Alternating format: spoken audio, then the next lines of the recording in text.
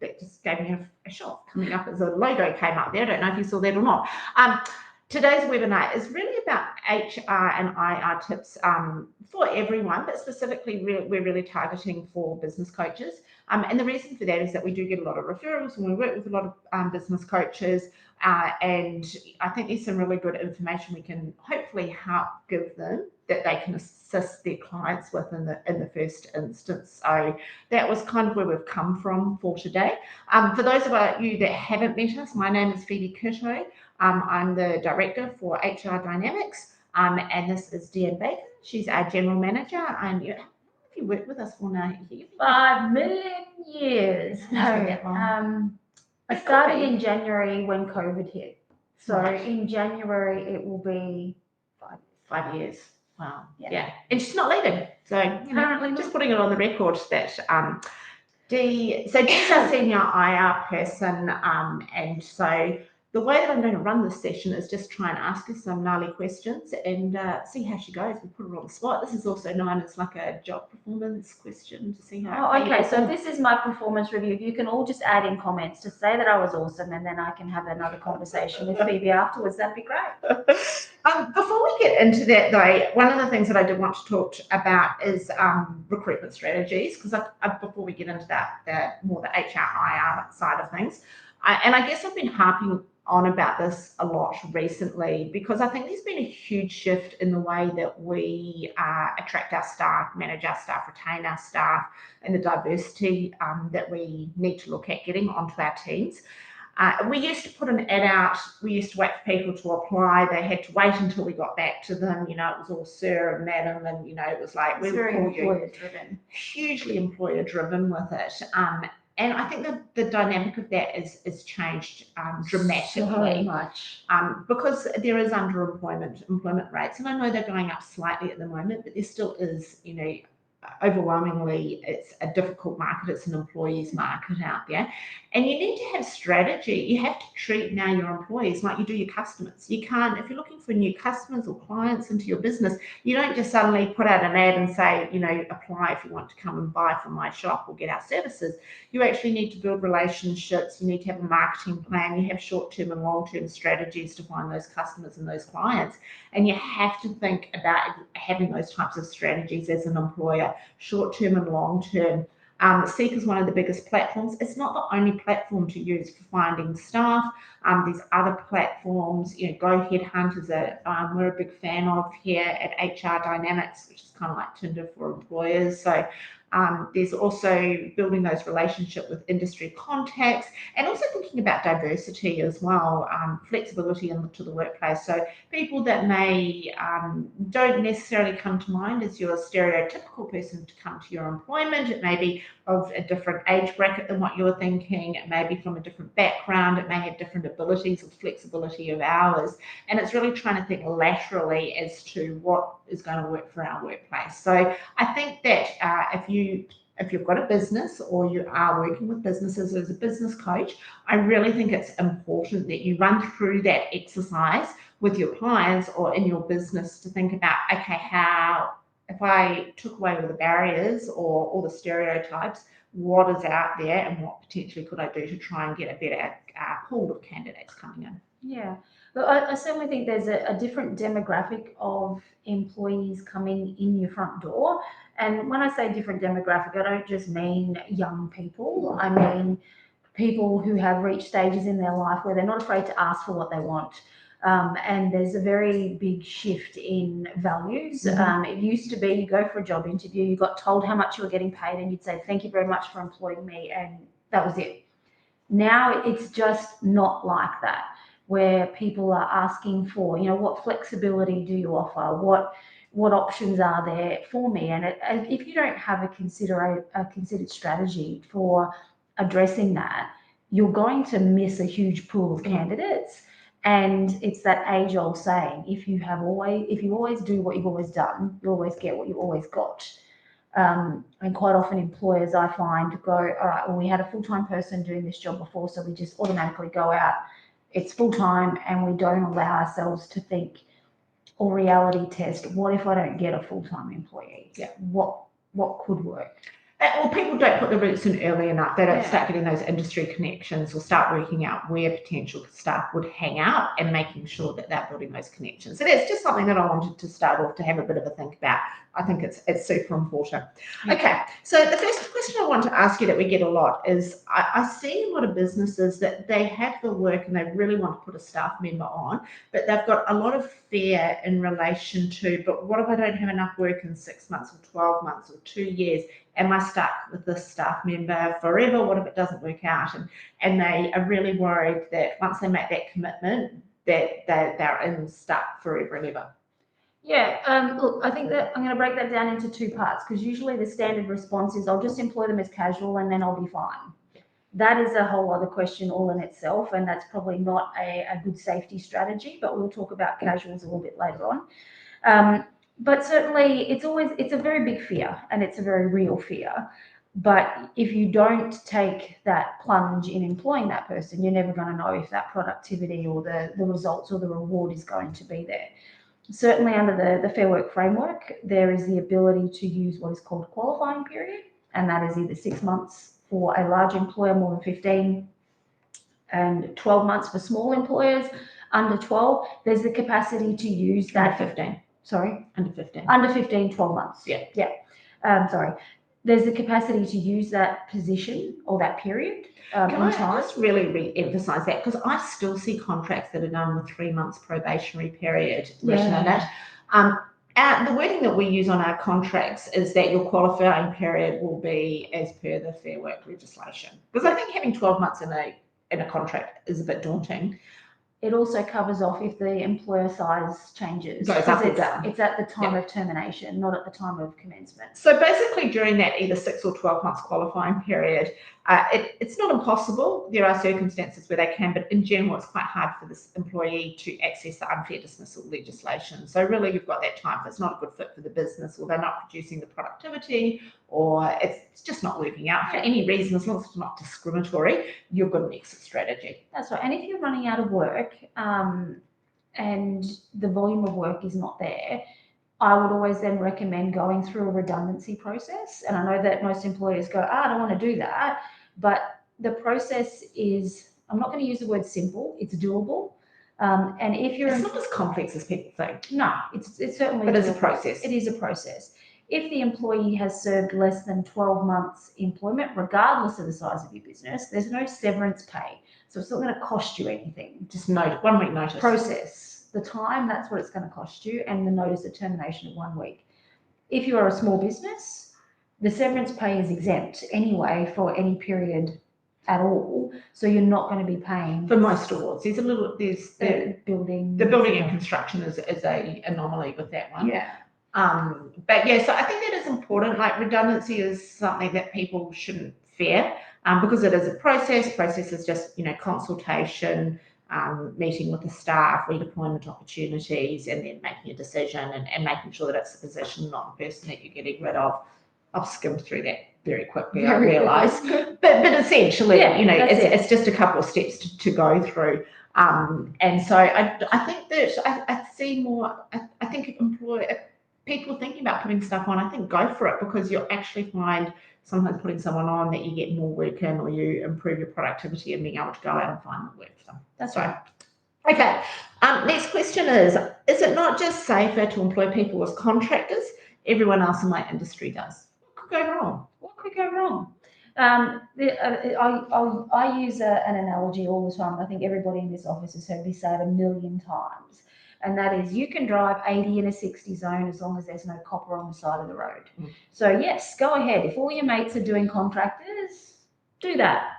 But if there is a copper on the side of the road, you are going to get pinged, because if it is a genuine employment relationship, if it walks like a duck and talks like a duck, then it's an employment relationship. So much has happened in the sham contracting legislation over the past sort of 2 years, that if you are going to get stuck in that sham contracting arrangement, then you're going to have some challenges. And we all hear all sorts of things. We hear, but they've got their ABN number, they prefer to do this, they do some work for other places as well. And look, there are certainly situations. If you or one of your clients engaged us, we would be contractors because we have a contractor model that we come in and provide professional services for you. But it's really, really important to go through very, very clearly. If someone's working on a regular and consistent basis, are they either permanent or full-time? And if they're working on an ad hoc basis, but they're still getting shifts, potentially they're more of a casual than they are a contractor. So it's a pretty good checklist that the ATO puts out as well. It comes down to, you need to make sure that if the person is responsible, obviously, for the rectification of work, so if it goes wrong, are you paying them time and labour to fix it? Yeah. Or do they come back and fix it in their own time? That's one of the key criteria. Could they swap themselves out for someone else to come in? Yep. Do they own their own tools? If they can substitute equipment, etc. They're all on the contractor side. But more often than not, you really have to do a deep dive into the relationship and how much control you want to have over the relationship of the person. If you want them to be there at 9 o'clock and leave at 5 o'clock. And is it an hourly rate or is it a piecework? So they've contracted to complete this work. So one of the horror stories that we've got with someone putting on a staff member as a contractor, they put them on as a contractor, and the person, it was an agricultural business, and they actually cut their finger off. The staff member cut their finger off. They went to hospital, needless to say. The hospital put in a work cover form for them immediately. Work cover did an assessment. I think even the staff member said, I'm a contractor. Work cover did an assessment. Something, you're an employee. That's okay. We've got you. We'll cover all of this from work cover. And they went back to the employer and said, you don't have a policy with us, so that's okay. We'll pay everything up front, and then we'll just invoice you for all the costs that are associated with it. It was a really scary and expensive exercise for that person. Absolutely. It was horrible, and he was, and it wasn't even the employee that was dobbing him in. It was a really unfortunate accident, and he had to pay all costs associated with that injury. I think they're lucky. I don't know that it went to common law, but if it had, it would have got really narky. It would have got very nasty. Yeah. I guess the safest part is just because everybody else is doing it doesn't make it right. Yes. Next question. There's a lot of talk about casual employment and changes in legislation. Like, can I just kind of get high level, break it down? High level. Changes happened on the 26th of August, 2024, where they changed the casual conversion and the definition of casual. Look, there's going to be some people who disagree with me. The changes, not all that different, really. Yes, the definition has got some stronger wording in it, and that means that a casual employee is an employee that does not have a firm advance commitment to work. So if you think that there's going to be work ongoing for this individual, chances are it may not be casual. Right? The employment choice pathway has changed. So prior to, and there is a transition period of 6 months from August, so just keep that in mind. The old pathway was the employer had to offer conversion in accordance with the award, and that would either be after a period of 6 or 12 months, depending on which award or industry you're in. That's now changed after the transition period, where it's now employee-led. So it's up to the employee to come and request conversion. I have thoughts. You have thoughts? I have thoughts. Wait, not finished. Wait. No. That model itself hasn't largely been tried and tested. You can refuse a request on reasonable business grounds, but it has to be reasonable. Now, I forgot what I was going to say because I was on the train of thought and you had questions. Sorry. No. Yeah. Well, I had thoughts more than questions. So my thoughts are, from my reading and understanding of the legislation, where I think people can get tripped up on, is if your initial offer of employment was casual, when in fact the role really should have been offered in that first instance as a permanent role. So, for example, if the position you go on and go, yeah, we're giving you this casual role and it's going to be 38 hours a week, it's full-time. If you go on and say it's going to be a casual role and it's going to be every Monday, Wednesday, Friday, and you're going to be working between 9 and 2 p.m. in the afternoon, is a part-time role. And so the staff member actually could come back and say, I was never given the option of this role being a permanent role or a full-time role. They only offered me the casual option, and you've been negligent with it. So there's nothing wrong with saying to someone, look, this is a permanent role, it's 38 hours, or this is a part-time role, it's regular and consistent. Happy to offer this to you. If you did want to take casual, this is, you know, we're happy, we can pay it as casual as well. You just need to have something in writing to show that they opted for the casual. You put both choices down there. They chose the casual and they want to go with the casual. And I think that's really, really important if it's going to be, because I do actually think sometimes staff are like, well, actually, I prefer casual because I get the higher hourly rate and I want the flexibility down the track potentially. But just having that conversation and that intent is not going to stand up if things go wrong down the track. And trust me, things go wrong down the track. Absolutely. Nobody calls us when we're having a good day and our phones keep ringing. And even if it's a family members, we've found that as well. Oh, but it's a family member, it's my son-in-law, and it's like, and then the marriage breaks up. It's my neighbour's, my neighbour's niece. Just make it easy, just put it in writing. And it just even could be an email or a text to say, you know, we gave you this options. So I think that's really important with it. Yeah, I think you did right there. Whilst the onus has shifted to the employee in terms of request for transfer, the onus has been shifted for the employer to assess the role prior to it being offered. Yeah. So gone are the days that, you know, and it's funny, as a parent, you know, my kids are working and they get offered these casual roles and I sit there and I go, not casual. But I'm not going to say anything. I'm just going to sit in my box over here. Gone are the days where you go, oh, we just start everybody as casual. Yeah. That's our big organisations that your kids are working for actually, and they're still offering casual positions, even though they're regular, consistent hours. Yeah, working 45 hours a week. Yeah, it's unbelievable. Like, it's fine, but just have something in writing to say you chose the casual model. Or assess it. Don't just rely on the fact that, oh, we've just always done it because casuals are easier to get rid of. And everyone wants to do it that way. Yeah. It's not gonna. Those days are gone. The other thing that I've got is, even though it is employee motivated to contact you if they want to transition across, I just feel it's risky, man. Like, I just think if they are regular and consistent after the 6 or 12 months, put something in writing, just letting them know. Have the conversation with them and see where they're at. Yeah, and have something back up to show, because you know what, otherwise it becomes a he said, she said, and they have a piece of paper that I wrote on this piece of paper, I want to be able to transition to part-time, and I gave it to them and they never responded, and you're like, you know, well, I never saw that piece of paper, I didn't, and if the role really is permanent and they're saying that, it just gets really difficult. And whereas if it's clearly there's an email, there's a letter, there's something in the file, something signed, they know their rights, they're aware that they could transition across if they wanted to, they selected not to. It probably isn't as good for us because, you know, if there's an argy-bargy, you're not going to spend as much money with us. So, but that's a good thing. Yeah, but it's a good thing for you because, it's just going to protect you. Okay. Yes. Okay, what about, I know that I'm paying a good hourly rate, $50 an hour. Do I really need to worry about award classifications, allowances, and overtimes? Because I know it's above. Yeah, above. Just go ahead. You're right. What could go wrong? What could go wrong? So many employers get themselves into trouble with this statement to say, I pay above award. That is not a caveat to say that you're exempt from the award. Every award has a structure in there of some description of ordinary time, penalty rates, overtime, allowances, and they've all got their own variations of what that structure is. If you haven't done the calculations to at least know what your $50 an hour rate buys, you cannot guarantee that you're paying above the award, because above the award does not exist for I'm paying above the minimum wage.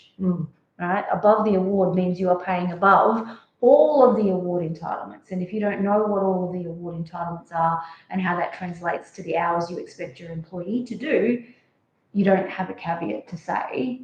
Yeah, it is. And some will specifically say that you have to write it out. So the clerical award, for example, the wording in that's really funny in that there are 20 awards out of the 122 that have that annualized wage with it. So 20 that you can do it or you can't do it. 20 awards that it's specifically written in that you have to meet that criteria of specifying the outer limits of the salary and the hours. And what it is. So you have to have it written down. And so for the clerical award, say you pay them $45 an hour and it buys out, 5 hours or whatever it is of overtime a week. And so they don't do any overtime, but then they do a week where they do 50 hours. Under the clerical award, they go, no, you can only buy 45 hours that week. That extra 5 hours has to be overtime, even though the overall offsetting would actually be they're paid well above it. So there's a few tricks and things like that. Now we can get a little bit around it. We can have flexibility agreements and we can have contracts that offset it, but it's just not something that you should blanketly go, I pay $50, I don't have to worry, as well above, there's not going to be a problem. Because we have seen people that have been on really high hourly rates, there's been a problem. And we've seen there's actually very senior roles that are written into awards too. Some people think, oh, I'm paid over 100, they're paid over 100,000, therefore there's no award. And that's not the case necessarily. No. Yeah. Absolutely. Okay, the other talking about salaries. Back in the day, we used to be able to negotiate a salary, and that was it. Easy peasy. Surely, if we both agree on a salary, we can just do a set and forget. Yeah, the good old days. I miss the good old days. Not welcome. It's so far the opposite now in terms of making sure that you are addressing your salaries correctly. Like I said before, there are 20 awards that have a specific annualized wage arrangement in them with very specific requirements to meet in the contract of employment or letter of engagement. The rest of the awards usually have the provision, yes, you can negotiate a salary, but you still need to make sure that you're paying for or compensating the employee for the award entitlement. So that means you have to know the overtime, the penalties, etc. You have to give a reasonable prediction of what you're expecting this employee to work. And some of the awards actually say you've got to give it to them in writing to say, so that's where your contract comes in, so that they understand exactly how many hours it gets written out. And also from a single touch pay point of view. Yeah. We're not going to go into that dive. But single touch pay for the tax office actually have a requirement for splitting out base, allowances, overtime, penalties, etc. So that's something that from an accounting point of view you should be looking at. Yeah. So, yeah. Okay, next one. How important are employment contracts? They are probably... Do you legally have to have one?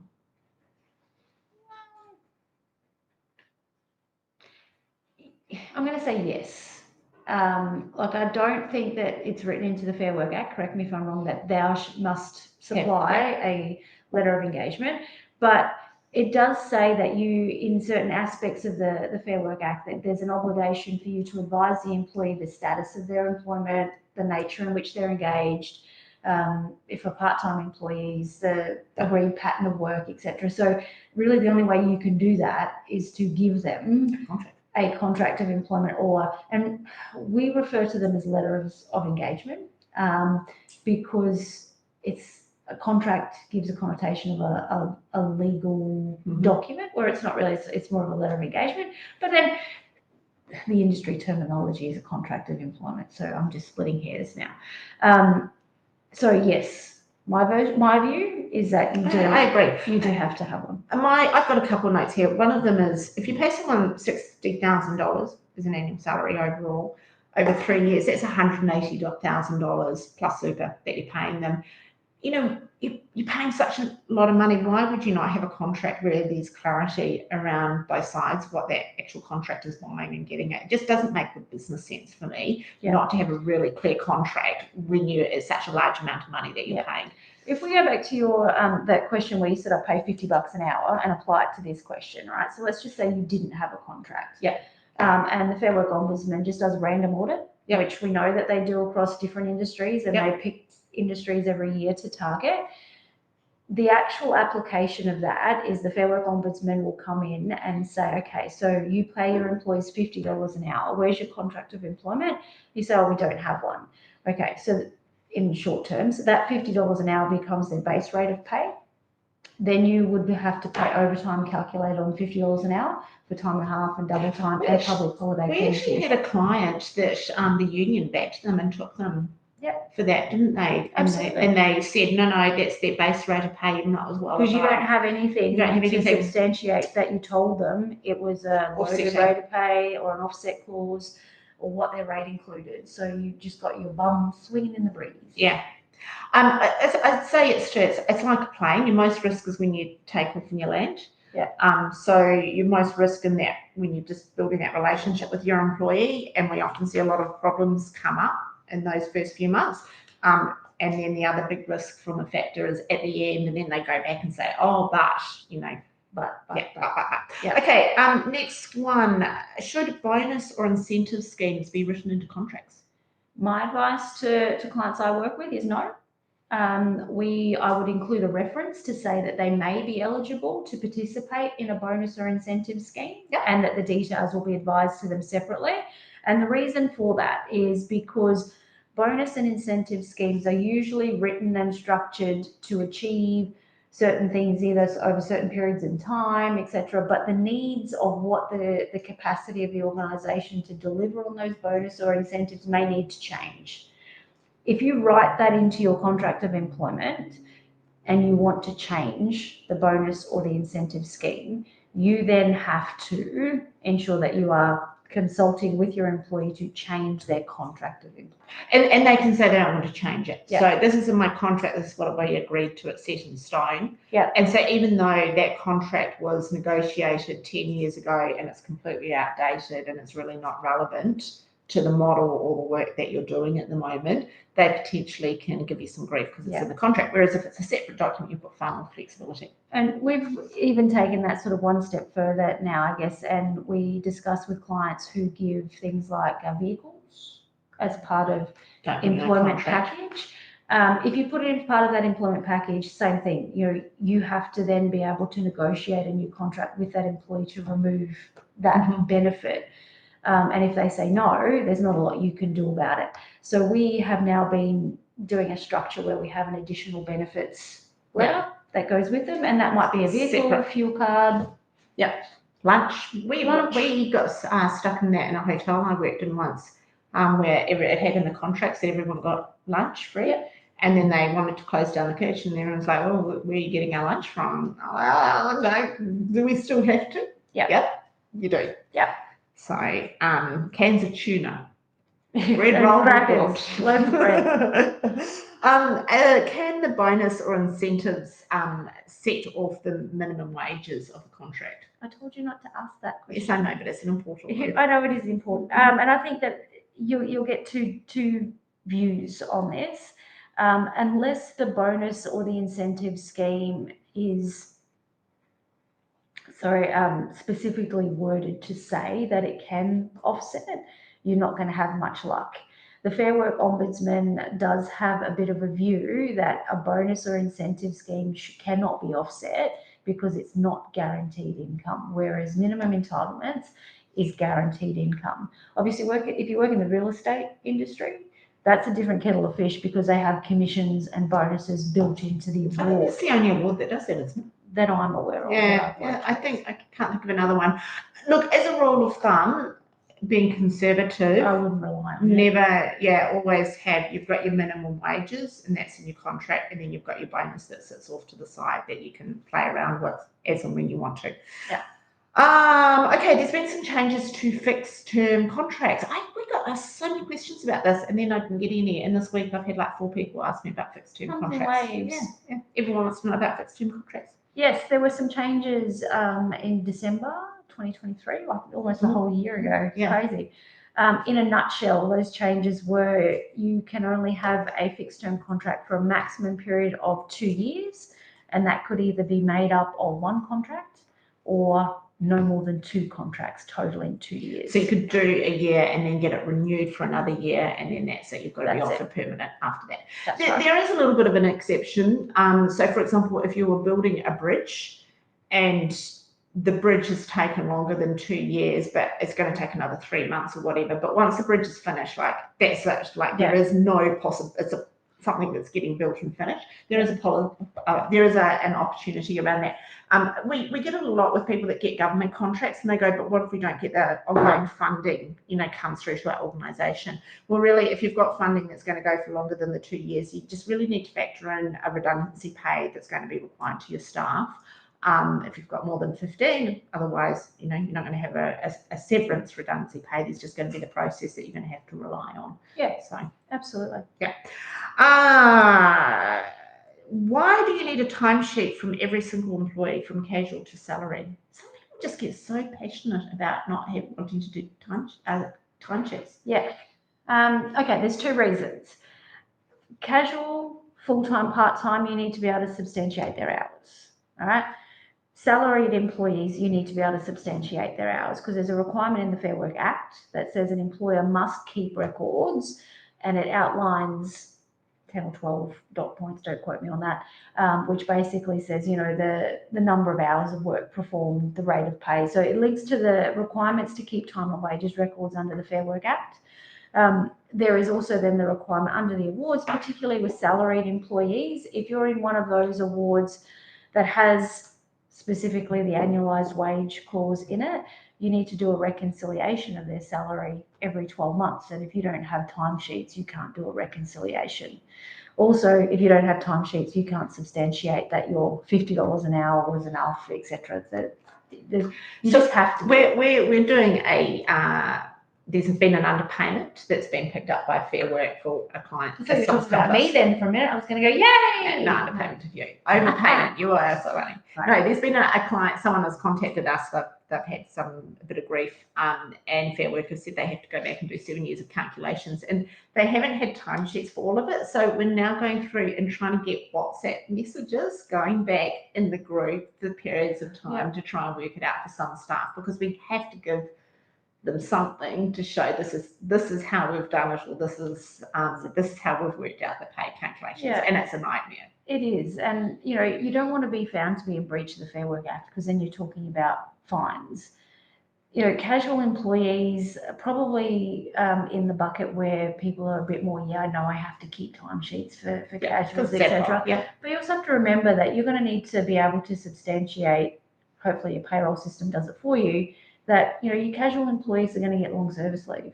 Mm-hmm. So if you can't, or you don't keep those timesheets, and you can't substantiate the hours that the casual and or part-time employee have worked, for that matter, like there are all these things that happen down the track that you need to be able to go, how many hours did that person work? And we've also had a number of cases of quite senior positions in an organisation where things have gone a bit pear-shaped, and there's been a stress claim.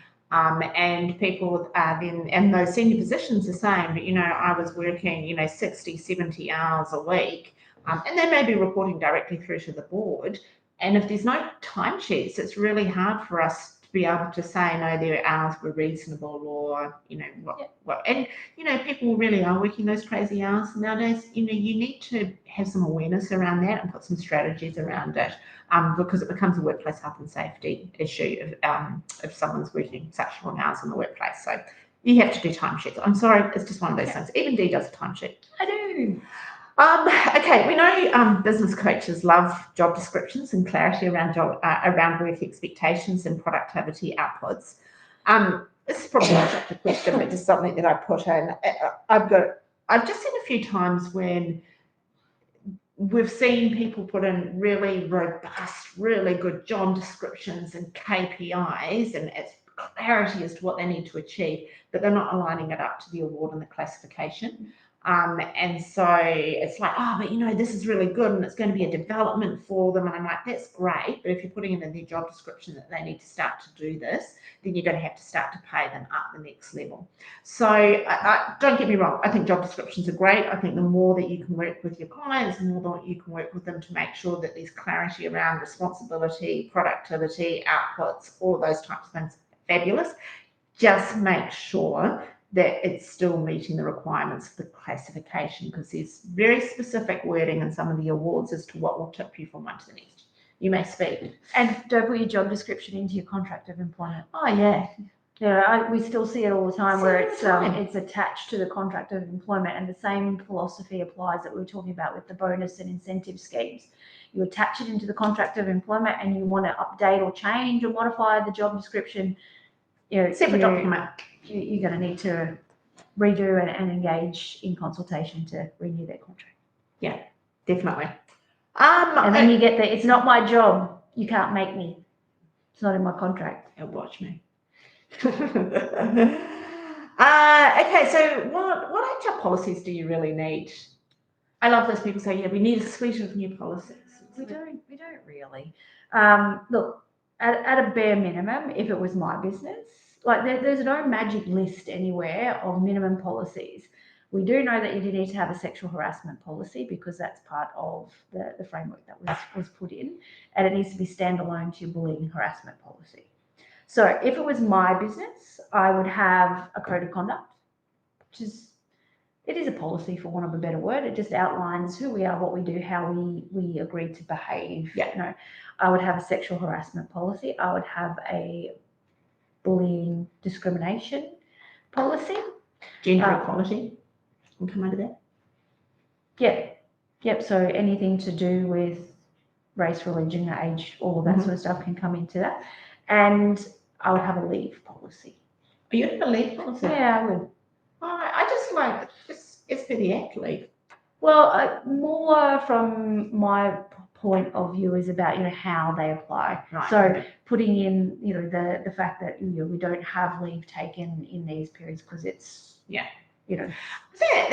look, we're big fans. You can have a procedure for leave if you wanted to, but if you're doing the minimum, that's what I would do. Yeah, look, the way that we normally work with it is we're big believers in staff handbooks. I really like them because they're easy to read. It's not linear. Covers off lots of stuff, and there's 1,000 different ways you can present them. Like the way that we like to do it is to have pictures and graphics and make it very branded to the business. But another policy that you need to have or have in your staff handbook is about cybersecurity, because if you get a cybersecurity breach within it and you're relying on insurance, your insurer may come back and say, what training did you have provide to your staff to say that they shouldn't click or open these emails or let these things in? If you've got it in your handbook, that's one of the things that you can cover off on. You've got your social media policy that you want to have in there.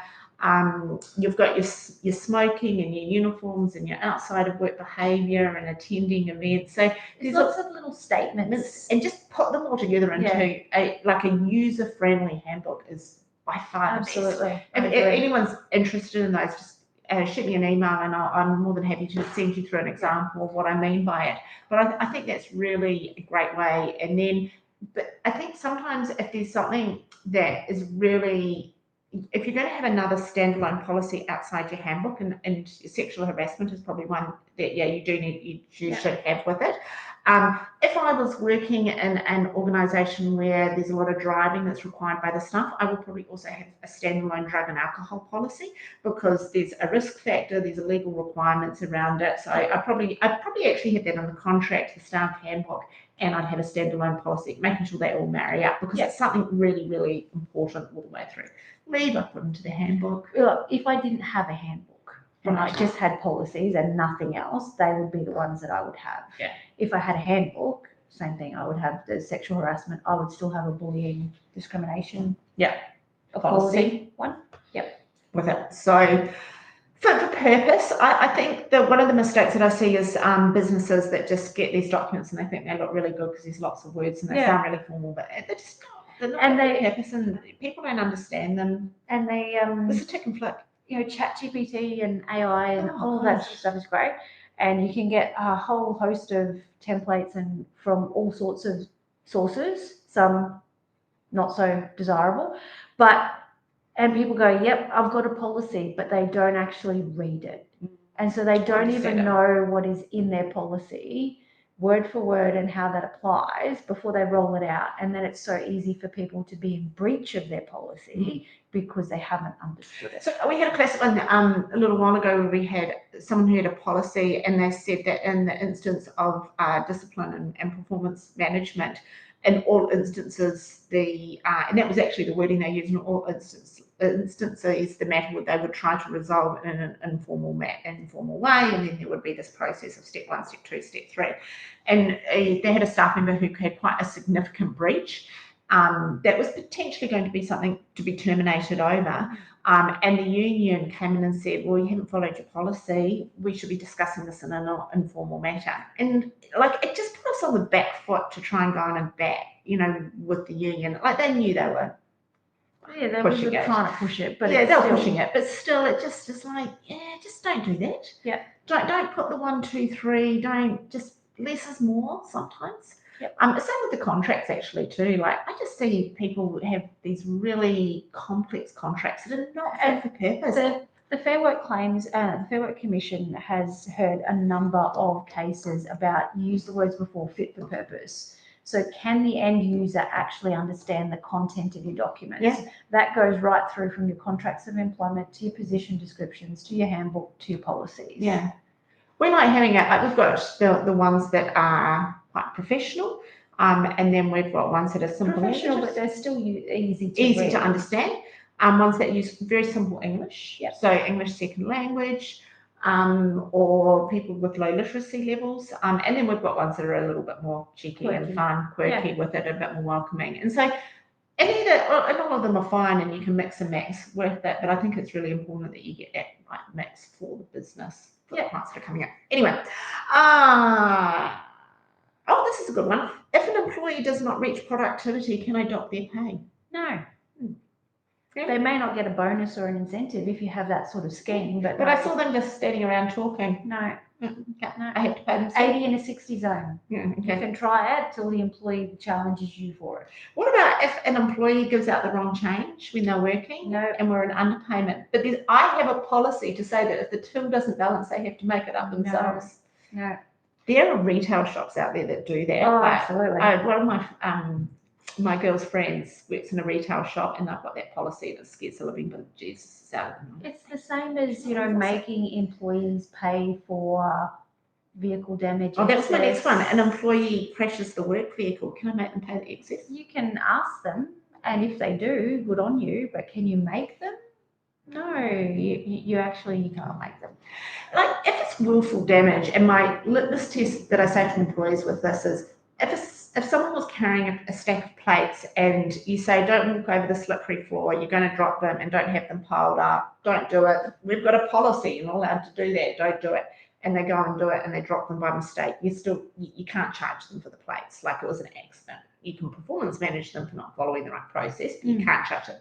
If an employee picks up a plate and throws it at the wall because they're having a hissy fit, you can charge them for that, but you can't just automatically take it out of their pay. And that's the sticking point, is because you can't make deductions from people's wages unless you have a written consent to do that. Hold it from their tips. The tips is not guaranteed money, so potentially you could. Are they declared tips? I don't know. Well, everyone's cash cardless now, so it's not such a big issue. So, if an employee, I have an employee who's calling in sick all the time. They're in their qualifying period. Can I just terminate their employment? We get this a lot. No. And this is I'm going the risk adverse approach to the answer to this question. Gone are the days where we recommend that you terminate an employee during probation or qualifying without reason or without giving them a reason.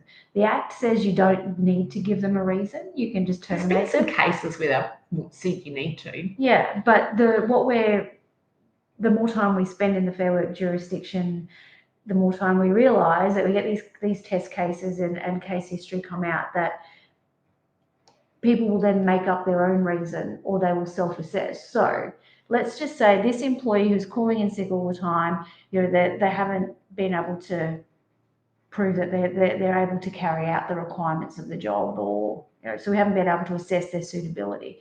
I would approach this in a termination way, assuming that their absence hasn't exceeded 3 months, because that might be a very different story. Let's just 3 months of continuous taking unpaid. That's a different scenario. That might give us a different protection, or the removal of a different protection. But I would, if it was my business, I would be approaching it in terminating the employee for reasons outside the absence from work.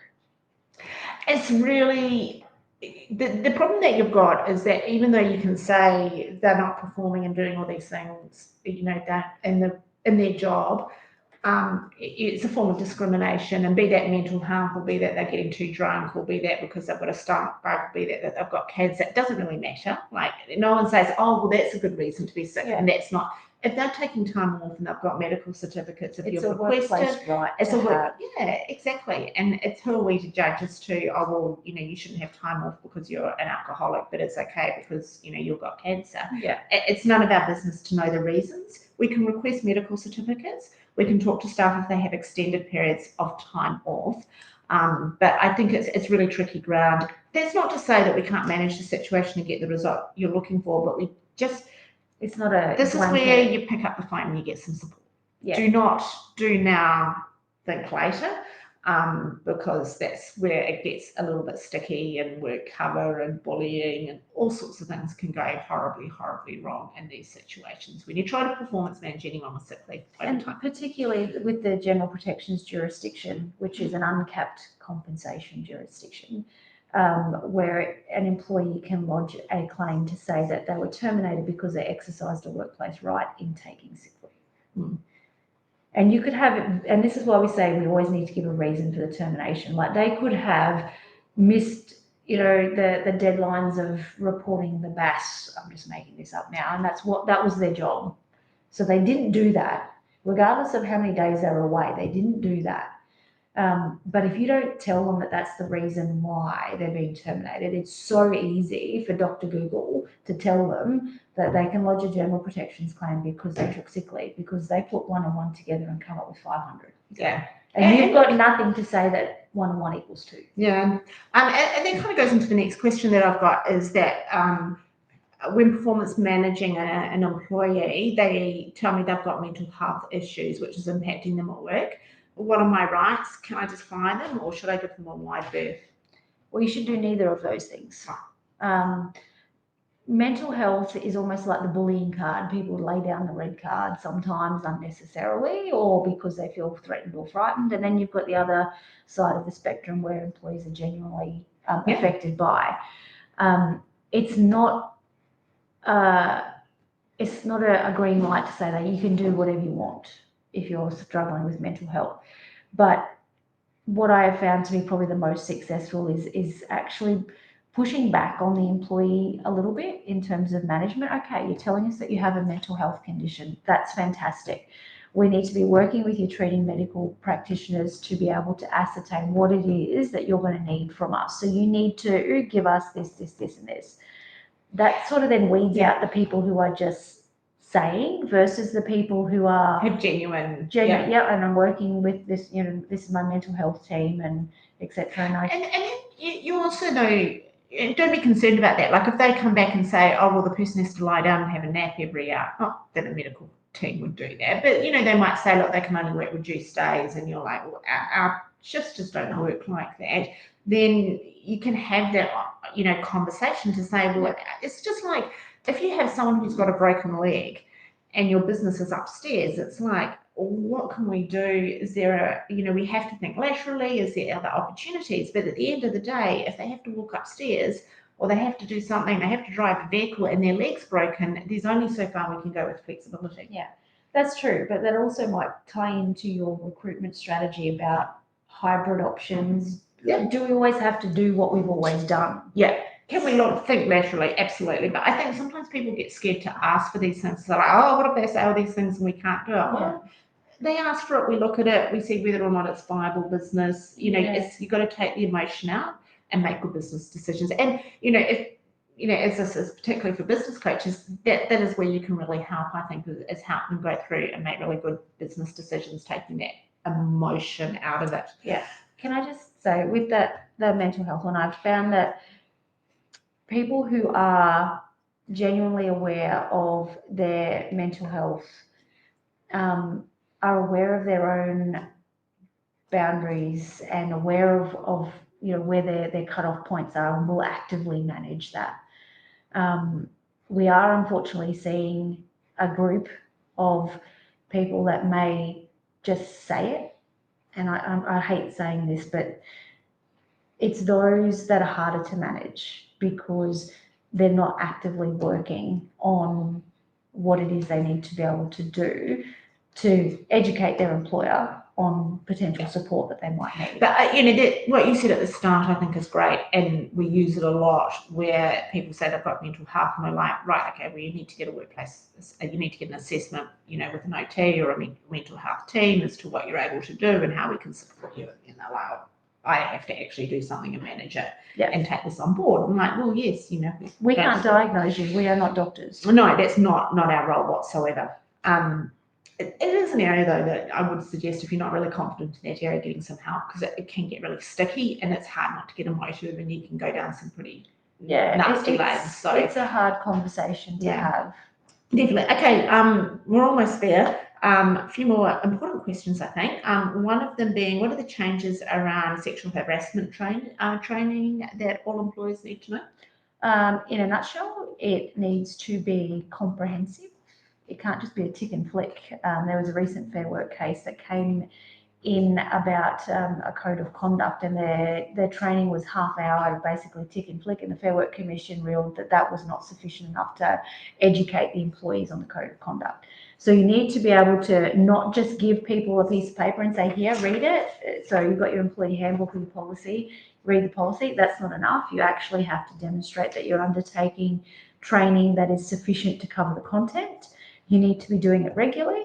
So we say at least every 12 months, even though it may be the same training program, but you need to do it. You also then need to have a version of the training, can be done together, but that focuses on the leaders and managers' responsibilities.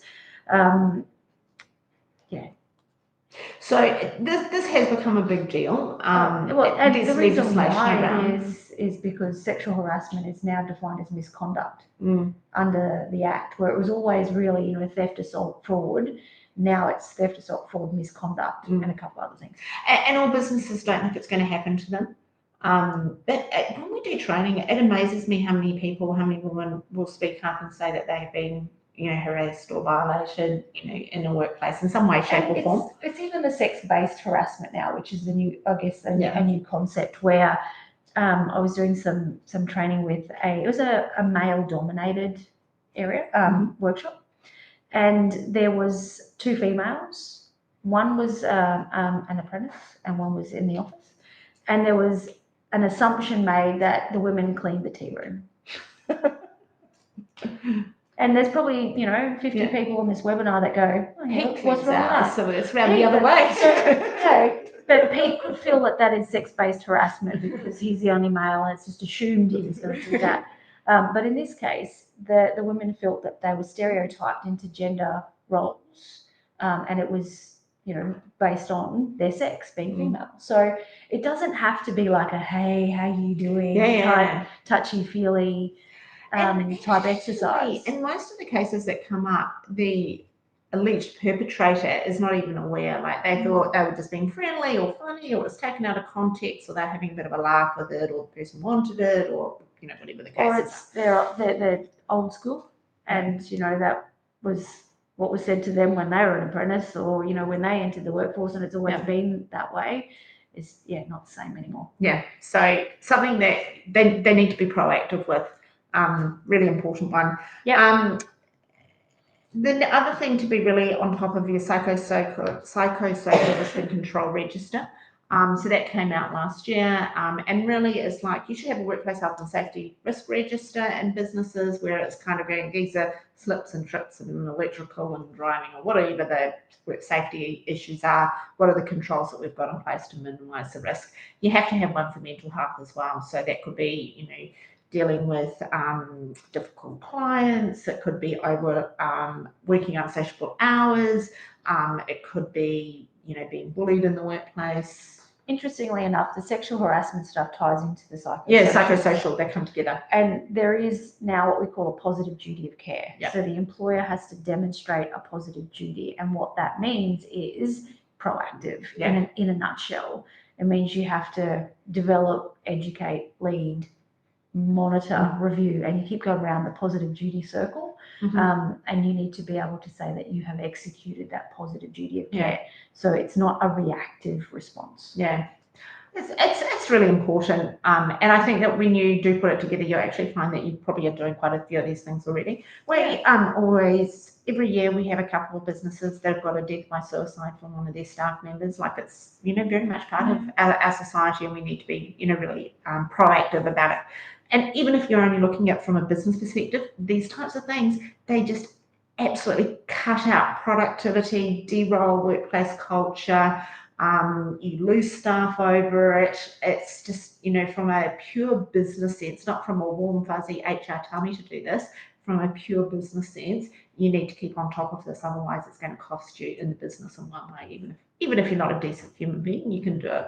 I can sell it to you because you have to from a business perspective. How's that? There you go. Okay, we've got 2 more questions to go. The next one is, it's my business. Why can I not just terminate staff who I want? Because the federal government and the Fair Work Act says you can't. Right. Simple as that. Yeah. Again, 80 and a 60 zone. If you do it, there's a piece of legislation to say that you shouldn't have done it. Yeah. And because you shouldn't have done it and you did it, therefore the consequence or the fine or the compensation or whatever else is here. Mm-hmm. Look, if we get a client and they're feeling frustrated, like people don't go around wanting to just terminate staff willy-nilly. Like it's hard to get a team, it's expensive in training and everything. So genuinely, just about all of the time, if someone comes to us and they say, this person's not working or we need to look at an exit strategy or I want to fire them or something like that, there is some good reason for it. We can always work out a strategy to help them get there. Like there is a process and it's not as hard, it's not as scary, and there's nothing you can do, but there's processes. And it's being humane about this. And it's being humane about it. And I guess the other thing is that, and I think that, talking to business coaches as well, sometimes I see businesses that have been really from a motive perspective, like, this person, they've done the wrong thing and they've done this, but they've got a really good reason as to why they are helping that client that you're working with want to exit someone out of the business, but they haven't gone through the actual Fair Work process. Even if you catch someone literally taking money out of the till, you cannot just say to them, that's it, you're fired. Yeah, there is a process. There is a process that you can go through. Your outcome will be the same, but your outcome will be protected by process. Yeah. And I also do really understand that sometimes we can say this is a high risk termination. I don't think you've got enough or you haven't had enough process. And the employer can say, I'm losing sleep, I'm losing staff, this is costing me so much my business, either financially or just from a workplace culture or just from a mental load from having it. And I get that. You might say, you know what, going for unfair, if that person, we do a termination process and they go for unfair dismissal and you have to negotiate a payment, that might be less than actually you might be willing to pay that.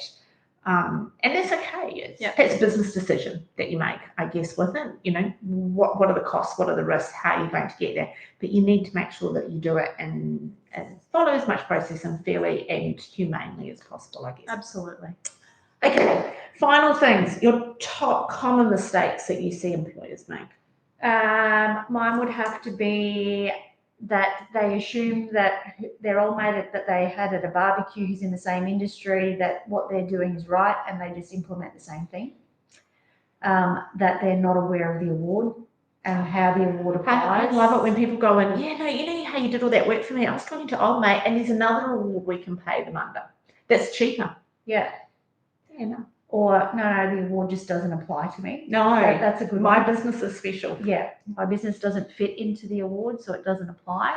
And whilst we don't disagree with that, the reality is there is an award. Mm-hmm. And morphing between classifications and statuses of employment, and that there's just people moving up and down, but they don't stop and reassess.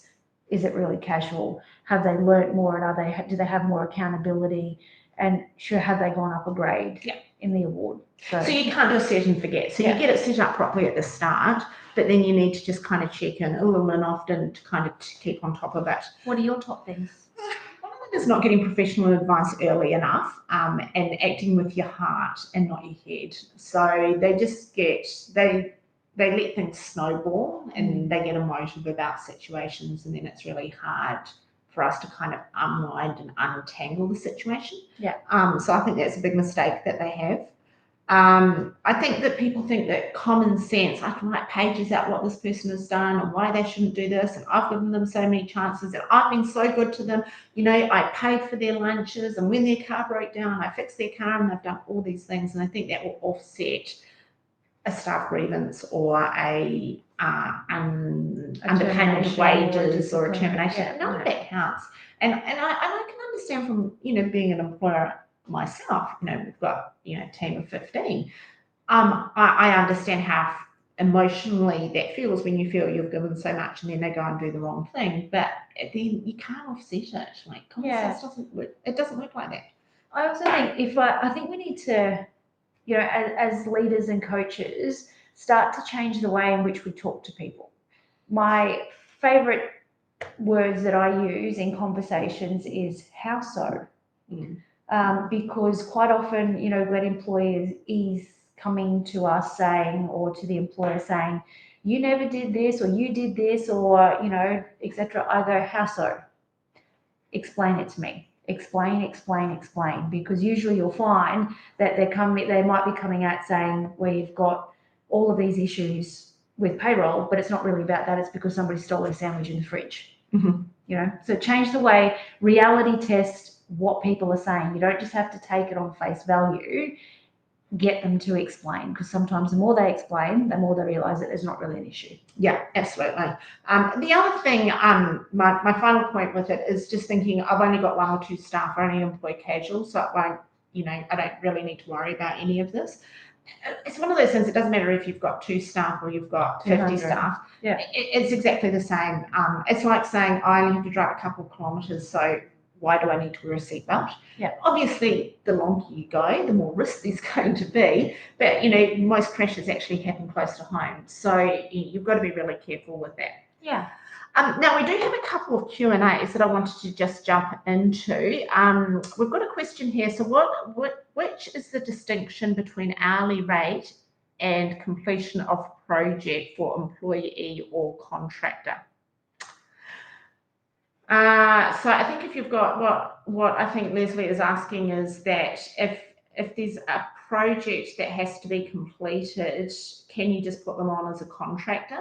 And in some situations you might be able to, but it may be just casual engagement to complete a project. I guess it, you know, if it's only going to take a couple of weeks, then yeah, probably it is a contractor scenario. Not necessarily, I guess. Yeah, it's Even a week it could be a casual. Yeah, you have to assess the work that the person is undertaking. And yes, there are contractors that can charge an hourly rate, and yes, there are contractors that can, you know, charge a fixed fee for a product. But it's the way in which the work is administered. That's where the truth in the story is. And I think too, with casuals, you can have casuals only for a short period of time. So it's for the busy season, or it's for Christmas, or it's for, you know, whatever short period of time it is. Or you can have casuals which are ongoing. Just because you've got a casual only for a month or 2 doesn't mean they should be a contractor, or could be a contractor. They're still a casual. It's just an ad hoc relationship, which is the true nature of casual. The next question we've got is just checking this is across the same of every state, or are there some state-based? This is a good question. Yes. I like this. I knew that you'd like this. So majority of employers are covered by the federal system, or the Fair Work system. There is segments of employers who are non-constitutional corporations, government entities, etc., that are still covered by their individual states. So that's Queensland Industrial Relations Commission up here in Queensland, and each state has their own. Each state has their own work cover requirements. Each state has their own long service leave requirements. Each state has their own sort of workplace health and safety requirements. There's a little bit of harmonisation. There's a little bit of harmonisation now. In essence, though, Justin, I would have to say Fair Work is across the country, unless it's a government organisation, and work cover and long service leave are the exceptions, pretty much. Yep. That would be pretty much the exceptions, I think, isn't it? Yeah. Yeah. But yeah, they changed the harmonisation of the work cover of Fair Work or industrial relation legislation is what they did in 2009, 2010. Well, they did it in 2006, but they called it work choices and nobody liked it. Yeah. We still get some employers who will find on the internet an old award that's state-based, that's like from 2004. And they're like, but I'm using this award because it's still relevant. And we're like, yeah, no, it's not relevant to you anymore. So yeah, the advice that we have provided, I would say, is applicable to everyone, unless you're working at government people special. Oh, and the other thing that is probably the information we've given is probably applicable in context here, but there are enterprise bargaining agreements, which if you have an enterprise bargaining agreement or a collective agreement, that is something that you've negotiated for the between the employer and the employees, and that actually overrides the award, or that becomes the industrial instrument that you use. Yeah. However, I still think what we've said is generally applicable with those. And That's most a of whole it lot of is rabbit holes to best get into those. practice as well. So excellent. Justin, I just see you got a call about that. I will send you an email and give you the information that we've got. So I hope that was helpful to everybody. Thank you so much. See, I didn't test your brain too much, did I? Do you like? I like to spring these questions. That's why I have such short hair. It just falls out. Look, if you ever have, if you do ever have clients, if you're business coaches and you've got a question or something you want to run by us, pick up the phone, have a chat to us. We're always happy to have a chat, give you some information, and then you can decide, or the client can decide if they'd like to engage us and get any further information. Go Perfect. forth, enjoy your Christmas break, everybody. Yes, it's almost there. Yeah. Things are getting heated. We get tears just about every day at the moment. So just be self-care at the moment. Leading up to this period is really important. And thanks so much. No worries. Take care. Thank you. Bye-bye.